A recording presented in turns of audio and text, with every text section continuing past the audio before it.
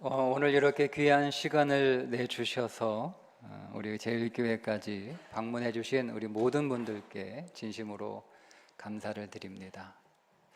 아마 오늘 이 자리에 계신 분들 가운데는 오래전에 교회를 다니셨던 분들도 계실 테고, 교회가 궁금해서 교회 한번 가볼까 하고 오신 분도 계실 테고, 오랫동안 알고 지냈던 사람이 하도 가자고 막 이렇게 졸라대니까 그냥 거절할 수 없어서 또 그렇게 오신 분도 계실 테고, 또 어떤 분들은 또 고마워서 또 정 때문에 뭐 여러 가지 이유로 아마 오셨을 것 같은데, 이유야 어떻게 됐든 또 이렇게 귀한 걸음 선뜻 허락해 주셔서 감사를 드리고, 오늘 우리가 드리는 이 예배가 여러분들에게 힘이 되고 또 위로가 되고 무엇보다 복이 되기를 주님의 이름으로 축복합니다. 오늘 말씀의 내용은 절망을 이기는 법에 관한 말씀인데요. 여러분들은 절망을 어떻게 이기셨나요? 저는 어릴 때부터 지금까지 교회를 벗어난 적이 거의 없기 때문에 제가 만나는 사람들은 대부분 다 교회 다니는 사람이어서, 교회 안 다니는 분들은 그들의 인생에 절망에 닥쳤을 때 그 절망을 어떻게 이겨내는지 사실 궁금합니다. 아무튼 이 자리에 계신 분들은 나만의 노하우가 다 있겠죠? 그러니까 지금까지 그 많은 절망과 어려움에도 불구하고 또 견디고 이겨내셔서 이 자리에 오신 거라고 생각이 됩니다. 여러분 나름대로 여러분들이 그동안의 인생을 살아오시면서 절망을 만났을 때 그 절망을 극복하고 이겨낸, 승리하는 여러분 자신들만의 어떤 방법들을 다 가지고 계시겠지만, 나는 이렇게 절망을 이겨냈는데 교회 다니는 사람들은 어떻게 절망을 이겨낼까? 예수 믿는 사람들은 어떻게 절망 속에서 소망이라는 꽃을 피울까? 여러분 궁금하지 않으세요? 오늘 예수 믿는 사람들이 절망을 이기는 법에 대해서 잠시 여러분들에게 소개를 드리려고 합니다. 들어보시고 그것도 괜찮네 라고 하시면 한번 적용해 보시는 것도 괜찮을 거라고 생각이 됩니다. 여러분 다윗과 골리앗 많이 들어보셨죠? 교회를 다니지 않아도 교회와 상관이 없어도 다윗과 골리앗이라고 하는 이야기는 아마 거의 많은 분들이 들으셨을 거예요. 오늘 우리가 읽었던 성경의 그 본문의 두 주인공이 바로 다윗과 골리앗입니다. 골리앗은 블레셋 족속입니다. 블레셋 사람이죠. 근데 여러분 이 블레셋이 지금의 팔레스타인이 이 블레셋에서 왔어요. 근데 이 블레셋에 아주 큰 거인 골리앗이라고 하는 사람이 있었는데, 블레셋이라고 하는 이름의 뜻은 원래 절망이라는 뜻입니다. 절망. 그 이름대로 온 세계에 절망을 주는 그런 땅이 된 거잖아요. 이 절망이라는 이름을 가진 블레셋 사람 중에 큰 거인 골리앗이라고 하는 인물은 절망이라는 나라의 대표라고 할 수 있는 사람입니다. 이 절망이라고 하는 나라의 대표 선수인 골리앗과 이스라엘이 서로 한번 전쟁을 하게 되었는데, 이 절망의 나라의 대표 선수였던 골리앗이 이렇게 얘기하는 거예요. 우리 힘들게 다 싸우지 말고 우리 1대1로 싸우자. 1대1로 싸우자. 1대1로 싸워서 이 전쟁을 끝내자. 이렇게 40일간 밤낮으로 큰 소리를 치고 있는데, 글쎄 이스라엘 사람들 진영에서는 한 사람도 내가 나가겠다라는 사람이 한 사람도 없는 거예요. 다들 그 거인 골리앗의 덩치, 그가 가지고 있는 무기만 이렇게 바라보고 다들 그냥 기가 죽어가지고 아무 소리도 못하고 그냥 벌벌 떨고만 40일 동안 있었던 거죠. 그러던 중에 이 다윗의 아버지가 자기의 세 아들이 지금 전쟁에 나가서 블레셋 사람들과 싸우고 있는 전쟁 중인데 아버지가 아들의 안부가 걱정되는 거예요. 그래서 막내 다윗을 심부름 보냅니다. 지금 전쟁터에 가서 형들이 죽었는지 살았는지 건강한지 다치지는 않았는지 한번 좀 알아보고 와라. 그렇게 이제 아버지의 심부름으로 전쟁터에 왔다가 이 장면을 본 거예요. 아니 떡대만한 거인이 막 뭐라고 막 소리를 지르는데 들어보니까 이스라엘 자기 민족을 막 모욕하는 거예요. 너희 중에는 뭐 아무도 없냐 뭐 이렇게 하면서. 그러니까 이 어린 소년 다윗이 붕괴해가지고 소위 말하는 골리앗과 맞짱 뜨기 위해 나가는 장면이 우리가 읽었던 성경의 내용입니다. 자, 그러면 여러분, 그리스도인들은 어떻게 절망을 이겨낼까? 그리스도인들은 첫 번째, 절망 앞에서 그 절망이 무엇인지 그 절망의 현실을 정확하게 파악합니다. 다윗이 골리앗이 가지고 있는 무기를 이렇게 얘기하죠. 너는 칼과 창과 단창으로 내게 나아오거니와. 다윗은 골리앗이 가지고 있는 무기가 무엇인지 정확하게 알고 있어요. 정확하게 파악하고 있어요. 엄청난 창을 가지고 있네. 날카로운 거대한 칼을 가지고 있네. 창이 또 하나 있네. 여러분, 교회 다닌다고 해서 예수 믿는다고 해서 문제를 우습게 보거나 그 문제를 그냥 아무것도 아니야, 별건 아니야, 여러분 이렇게 하는 사람들은 아니에요. 우리가 하나님을 믿는 사람들이고 그리스도인으로 이 땅에서 교회를 다니는 사람들이지만 우리도 현실을 정확하게 봅니다. 무엇이 문제인지, 어떤 문제인지, 어디가 아픈지, 어떤 어려움이 있는지, 그리고 내가 가지고 있는 능력은 어떤 것인지. 다윗도 자기가 가지고 있는 무기가 무엇인지를 정확하게 파악하고 있었습니다. 믿음이라고 해서 무조건 덮어놓고 덤비는 것은 아닙니다. 두 번째, 그리스도인들은 절망 앞에서 믿음의 말을 합니다. 우리가 보지 않았지만 제가 띄워드릴 텐데 32절에 보면 다윗이 이렇게 얘기합니다. 사울 왕에게, 다윗이 사울에게 말하되 그로 말미암아, 그는 골리앗이죠. 그로 말미암아 사람이 낙담하지 말 것이라. 왕에게, 어린 소년이 왕에게, 아니 왕이 돼가지고 어떻게 40일 동안 저 사람이 저렇게 소리치는데도 왕이 돼가지고 그렇게 가만히 있습니까? 라고 이렇게 혼내는 게 아니고 그 왕에게 낙담하지 마세요. 낙담하지 마세요. 네. 여러분, 우리는 절망 중에 있더라도요, 사람들에게 낙담하지 말라, 이렇게 격려하고 위로하고 힘을 주는, 우리의 말은 마치 배틀채 같아야 됩니다.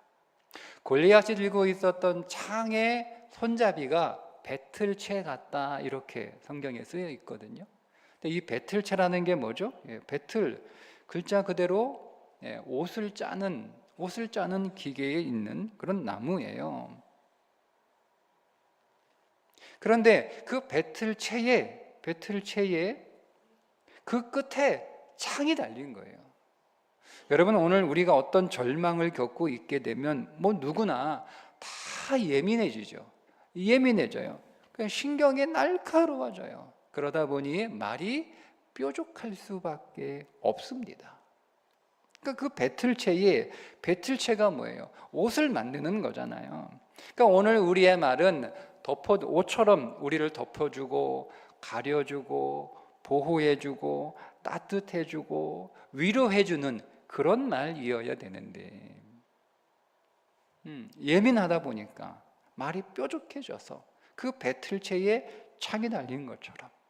그러나 그리스도인들은 절망 앞에서도 배틀체처럼 위로하고 덮어주고 격려하고 보호하고 따뜻하게 해주는 위로의 말을 합니다. 세 번째, 그리스도인들은 여러분 절망 앞에서 문제의 본질이 무엇인지, 이 절망의 본질이 무엇이냐, 그 본질을 봅니다. 아주 조그만 소년이 싸우자고 나오니까 골리앗이 어이가 없잖아요. 장군이 나오는 것도 아니고, 그리고 갑옷을 입고 대단한 무기를 가지고 나오는 것도 아니고, 아주 조그마한 어린 소년이 물매 하나 들고 그리고 나오는 거예요. 무슨 전쟁놀이 하는 줄 알고. 얼마나 여러분 어이가 없어요. 근데 또 자기를 무시하는 것 같잖아요. 그러니까 막 화가 나는 거예요. 나 무시하는 건가? 화가 나서 하는 말이, 자 44절 여러분 보실 텐데 이렇게 얘기합니다. 그 블레셋 사람이 또 다윗에게 이르되 내게로 오라. 내가 네 살을 공중의 새들과 들짐승들에게 주리라. 네 살을 공중의 새들과 들짐승들에게 주리라. 이렇게 얘기하니까 다윗이 받아가지고 화답합니다. 그 다음 말씀 46절에 보면 이렇게 얘기해요. 오늘 여호와께서 너를 내 손에 넘기시리니 내가 너를 쳐서 내 목을 베고 블레셋 군대의 시체를 오늘 공중의 새와 땅의 들짐승들에게 주어 온 땅으로 이스라엘의 하나님이 계신 줄 알게 하겠고. 말이 비슷하죠?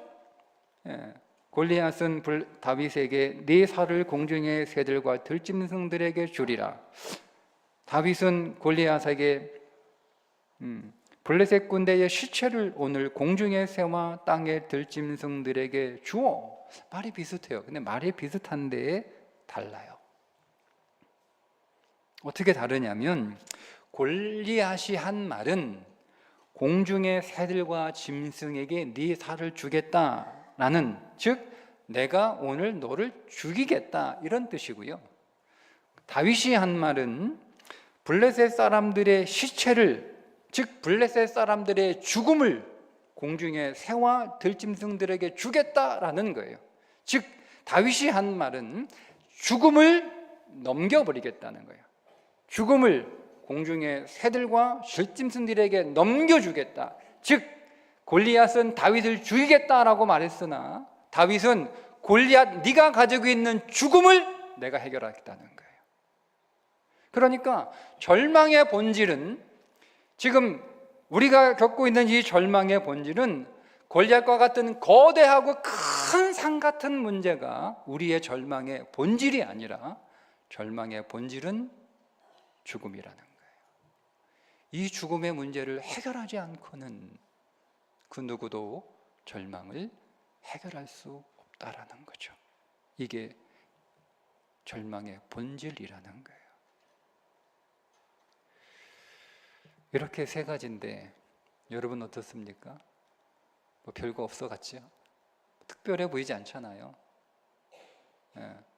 아니 현실을 제대로 본다, 믿음의 말을 해라, 본질을 파악해라, 이거 어디에서나 다 들을 수 있는 이야기 아닙니까? 그리고 많이 여러분 들으셨던, 어찌 보면 아니 내가 절망을 이기는 나만의 노하우보다는 별것 없네 이렇게 생각이 드실 수도 있어요. 근데 여러분, 우리 교인들에게는 아주 중요한 차이가 하나 있습니다. 그게 뭐냐면 절망을 내가 싸우지 않고 내 대신 그 절망과 싸워주는 존재가 있다라는 겁니다. 이스라엘 백성들이 골리앗과 싸우지 않았죠. 이스라엘 백성들의 대표로 다윗이 골리앗과 싸워 이긴 것처럼 그 다윗의 후손으로 오신 예수 그리스도가 오늘 우리의 모든 삶의 절망과 두려움과 염려와 걱정, 슬픔, 눈물을 대신해서 그분이 우리를 위하여 싸우시고 그 승리를 주신다라고 하는 것이 다른 종교와 달라요. 예수님이 이 땅에 왜 오셨는가? 하나님이신 예수님이 이 땅에 왜 오셨는가? 여러분, 예수님 이 땅에 오셨을 때 예수님 대접받으려고 오신 게 아니에요. 성경에 보면 마태복음 11장 28절 성경에 보면 이 말씀 본 앞에 보면 예수님이 이 땅에 오실 때 나는 섬김을 받으러 온 것이 아니고 섬기려 이 땅에 왔다 이렇게 말씀을 하시고서 즉 예수님은 오늘 우리 대신 살아주시려고 이 땅에 오신 거예요. 그래서 하신 말씀이 다시 띄워주세요. 마태복음 11장 28절 수고하고 무거운 짐진 자들아 다 내게로 오라. 다 내게로 오라. 왜? 예수님이 대신 살아주시려고 오신 거거든요. 내 대신 살아주시려고, 내 대신 짐을 짊어주시려고 이 땅에 오셨으니까 대접받으려고 오신 것이 아니라, 우리한테 절받으려고 오신 것이 아니라 내 대신 내 모든 삶을 대신 살아주시기 위하여 이 땅에 오셨기 때문에 말씀하시는 거예요. 수고하고 무거운 짐진 자들아 다 내게로 오라. 내가 너희를 쉬게 하리라. 쉬게 하리라. 근데 여러분, 그 예수님이 아무한테나 여러분 올 수가 없어요. 왜요? 그분은 거룩한 하나님이시기 때문에 죄 많은 오늘 우리에게 오시고 싶다고 해도 내가 그분에게 제발 내 인생에 오셔서 내 대신 좀 살아주세요, 내 대신 좀 싸워주세요 라고 해도 그분은 오시고 싶지만 오실 수가 없어요. 우리는 죄인이기 때문에 그렇습니다. 그렇다고 해서 여러분, 그 예수님이 오늘 우리 가운데 오셔서 우리를 사랑해서 우리의 모든 어려움과 절망에서 우리를 꺼내주시고 대신 오늘 우리를 위하여 싸우고 승리를 우리에게 주시고 싶어 하시는 분이, 야, 더러워서 못 가겠다, 너 문제가 많아서 못 가겠다, 그러면 내가 이 문제를 좀 해결하겠습니다. 그래서 여러분, 우리가 오랫동안 수행을 한다고 우리가 깨끗해질 수 있을까요?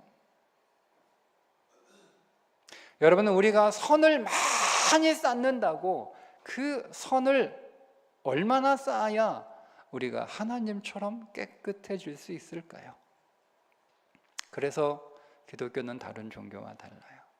다른 종교는 오랫동안 수행을 하면 사람이 착해질 수 있다, 사람이 많은 선을 쌓으면 그 사람은 착한 사람이다 라고 할 수 있을지 모르나, 교회는 내가 아무리 수행을 해도, 여러분 다 해보셨잖아요. 여러분, 구정물 가만히 두면 그 위에 있던 구정물이 다 가라앉아서 위는 깨끗해지지만 한번 흔들면 어떻습니까? 그게 수행이라는 거예요. 아무도 나 안 건들면, 그렇잖아요 여러분. 아무도 나를 건드리지 않으면, 여러분, 나는 언제나 착한 사람일 수 있어요. 근데 왜 나를 건드냐 이거지. 인간은 수행으로도 선행으로도 깨끗해질 수가 없어서, 그래서 예수님이 이 땅에 오셔서 내 대신, 내 죄를 대신 짊어지고 십자가에서 죽으심으로 내 모든 죄값을 다 치러주셔서 이제는 더 이상 나는 죄 없는 자로, 하나님 앞에서 깨끗하고 거룩한 자로 그렇게 만들어 내신 후에, 그리고 나서 내 안에 들어오셨습니다. 그리고 내 안에 들어오신 그 예수님은 이제 내가 살아야 할 모든 삶을 내 대신 살아주시는 거예요. 내가 싸울 싸움도 대신 싸워주시고, 내가 짊어질 짐도 대신 짊어주시고, 그분이 다 대신해 주는 거예요. 이것이 바로 교회 다니는 그리스도인들이 살아가는 삶의 방식입니다. 그래서 우리는 이렇게 얘기합니다. 나는 할 수 없지만 예수님은 할 수 있어요. 나는 못하지만 예수님은 다 하실 수 있어요. 그래서 절망이 와도 이길 수 있고, 그 절망 가운데서 우리는 패배하지 않고 오직 그 절망의 한가운데서도 소망의 꽃을 피우는 삶을 살아갈 수 있는 것입니다. 여러분, 우리 교인들은 이렇게 살아갑니다. 그런데 교회 안 다니시는 여러분들은 잘 이해가 안 되시죠? 아니, 어떻게 눈에 보이도 않는 예수라고 하는 사람이 내 대신 내 삶을 살아줘? 아니, 2000년 전에 이 땅에 오셨다가 돌아가시고 하늘로 올라가셨다고 하는데, 그 예수라고 하는 사람이 어떻게 내 대신 내 삶을 살아줘? 잘 이해가 안 되실 거예요. 그래서 억지로 한번 믿어보세요, 이렇게 말씀드리지는 않겠습니다. 다만 교회 다니는 사람들은 이렇게 사는구나. 나는 이렇게 절망을 이겨왔는데, 나는 지금 절망과 이렇게 힘겹게 싸우고 있는데, 나는 지금 괜찮지만 혹 언제 다시 내 인생 안에 절망이 찾아올까 몰라 걱정하고 두려운 마음으로 살고 있는데, 교회 다니는 사람들은 이렇게 살고 있구나. 한번 제가 여러분들에게 소개를 해드렸습니다. 여러분들은 인생을 살아가는 여러분 나름대로 여러분만의 노하우, 비법이 있으시겠죠. 지금 여러분이 어떤 큰 걱정거리가 있어서 그 걱정거리와 힘겹게 싸우고 계시다면 꼭 이겨내시기를, 포기하지 말고 꼭 이겨내시기를 축복합니다. 지금은 괜찮은데 혹 미래에 여러분의 인생 가운데 또 어떤 두려움이 찾아오시면 여러분 너무 두려워하지 마시고 좌절하지 마시고 여러분 힘내시고 기운 내시고 절대 포기하지 마시고, 여러분의 삶은 너무나 소중하고 너무나 존귀하고 너무나 가치 있는 것이기에 여러분 절대 포기하지 마시고 꼭 이겨내시기를 주님의 이름으로 축복합니다. 그렇게 해보시다가 혹 잘 안 되시면 잘 되었으면 좋겠어요. 그러나 혹 잘 안 되시면, 그래서 오늘 제가 여러분들에게 소개해드렸던 그리스도인들이, 교회 다니는 사람들이 살고 있는 그 삶의 방식이 혹 기억이 나셔서 나도 한번 해볼까? 그래, 나도 한번 누가 내 대신 살아줬으면 좋겠다. 누가 대신 내 슬픔을 누가 대신 맡아주고, 누가 대신 내 짐을 짊어주고, 누가 대신 이 절망과 이 어려움과 이 문제와 대신 싸워주는 그런 삶을 좀 살아봤으면 좋겠다라는 마음이 혹 드신다면 저희가 여러분들을 도와드리겠습니다.